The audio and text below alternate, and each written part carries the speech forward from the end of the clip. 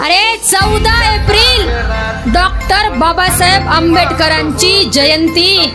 मला सांगा, डॉक्टर बाबासाहेब आंबेडकर कोण होते? अरे ज्याने भारताचं संविधान लिहिलं. अरे प्रत्येकाला कलम 14 मध्ये समानतेचा हक्क दिला.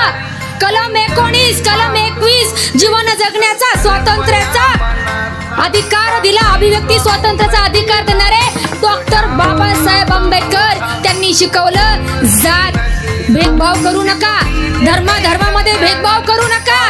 अरे भेदभाव का करताय?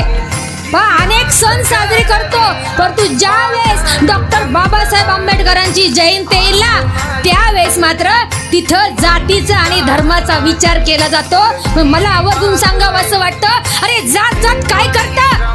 अरे जातीवरती तुम्ही भांडता, धर्मावरती तुम्ही भांडता, आणि प्रत्येकाचं रक्त काही वेगळे का?